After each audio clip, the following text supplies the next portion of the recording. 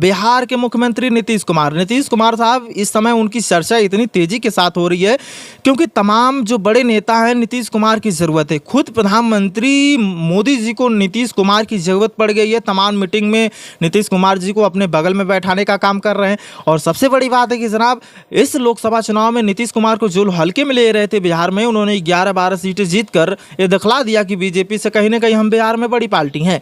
लेकिन नीतीश कुमार उनके ऊपर काफ़ी कुछ दावेदार है, क्योंकि अगर नीतीश कुमार एनडीए के साथ जाते हैं तो एनडीए की सरकार बनेगा, और क्या इंडिया गठबंधन के साथ जाएंगे तो इंडिया गठबंधन की सरकार बनेगी। लेकिन सबसे बड़ी बात है कि इस सरकार में क्या होने वाला है क्या नहीं होने वाला है तो समय बताएगा। लेकिन सबसे बड़ी बात है कि बहुत कुछ होने वाला है, ये तो वक्त बताएगा। लेकिन सबसे बड़ी बात करते हैं कि जिस तरीके से केंद्रीय मंत्री स्मृति ईरानी का चुनाव का हारना ये संकेत देता है कि बीजेपी के लिए कैमरा ऊपर कर यार, कैमरा सही है, ठीक है। हाँ हमारा कैमरा सही है कि बोलो जरा। चलिए इतना बात करते हैं कि जिस तरीके से बीजेपी काम कर रही है। लेकिन सबसे बड़ी बात है कि स्मृति ईरानी, केंद्रीय मंत्री स्मृति ईरानी का चुनाव हारना बीजेपी के लिए कहीं ना कहीं संकेत बुरे दे रहा है। वहीं महेंद्र नाथ पांडे चंदौली से चुनाव हार गए, अयोध्या की सीट बीजेपी चुनाव हार गई। ये सबसे बड़े चुनाव जिस तरीके से बड़े बड़े दिग्गज सांसद दिनेश लाल यादव और निरहुआ आजमगढ़ से चुनाव लड़ रहे थे तीसरी बार। एक बार चुनाव हार गए थे, एक बार चुनाव जीते, तीसरी बार ताल ठोक रहे थे। लेकिन समाजवादी पार्टी के राष्ट्रीय अध्यक्ष अखिलेश यादव के भाई धर्मेंद्र यादव ने लगभग 1.5 लाख वोटों से निरहुआ को हरा दिया।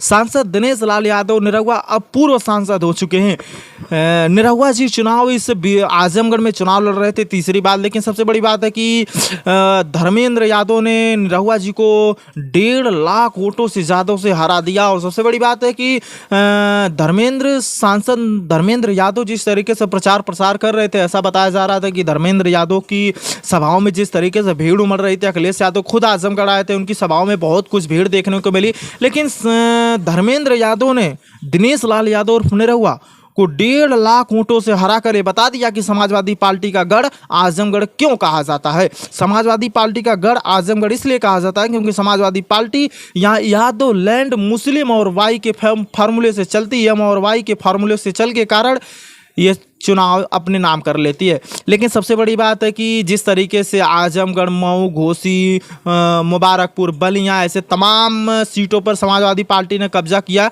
लेकिन अयोध्या की सीट समाजवादी पार्टी अपने नाम कर ली। एक बार फिर बताना चाहूँगा, जहाँ पर भगवान प्रभु श्री राम जी का मंदिर बना है वहाँ बीजेपी का चुनाव का हारना, जहाँ भगवान प्रभु श्री राम जी का मंदिर बना है वहाँ बीजेपी चुनाव हार जाती है, तो कहने के ये संकेत है बीजेपी के लिए बुरे। क्योंकि जनाब जहाँ भगवान प्रभु श्री राम जी का मंदिर बना है वहाँ समाजवादी पार्टी बीजेपी को बड़े कड़े मुकाबले में 52,000 वोटों से हरा कर बाहर कर देती है।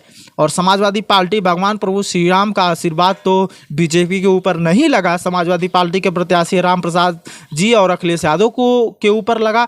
लेकिन सबसे बड़ी बात है कि समाजवादी पार्टी ने सबसे हॉट सीट उत्तर प्रदेश की, जहां भगवान प्रभु श्री राम जी का मंदिर बनाया अयोध्या में, बीजेपी को 52,000 के वोटों से बड़े अंतर से हरा दिया है। और समाजवादी के प्रत्याशी समाजवादी पार्टी के प्रत्याशी राम प्रसाद जी ने बीजेपी के ललन सिंह जी को 52,000 के वोटों से हरा दिया और अयोध्या की सीट अपने नाम की और समाजवादी पार्टी के झोले में डाल दी।